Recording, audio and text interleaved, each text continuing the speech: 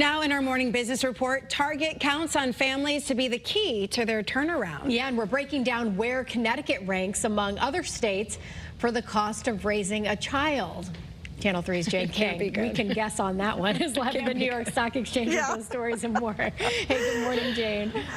Hi, good morning to you. Well, a Lending Tree study looked at the average annual cost of raising a child in each state.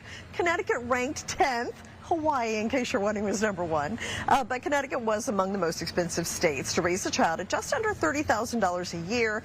Daycare drove much of that total. Now, higher average family income softens the burden in the state. Parents spent about 17 to 18% of their income on raising a child in Connecticut. Well, Target is trying to woo new parents and win back lapsed customers, starting with the baby aisle. This spring, the big box retailers opened baby boutiques in about 200 stores, which include popular and high-end brands like UPPAbaby, Soki, and Bugaboo. It's part of Target's broader effort to snap a 3-year sales slump and attract more sales from busy families.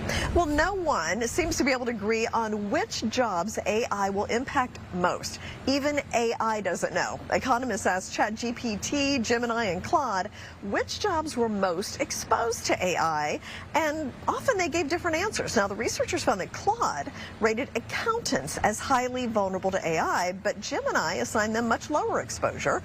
Other occupations where the models disagreed were advertising managers and chief executives. Well, stocks rose to records following the latest sign that the nation's job market doing better than economists expect. You're just referring to that Labor Department and report that we got on Friday that gave stocks a boost. Now, this morning, we're steady for the start of things, kind of evaluating the latest on Iran. Oil prices are up $2 a barrel. Live from the New York Stock Exchange, I'm Jane King. Back to you.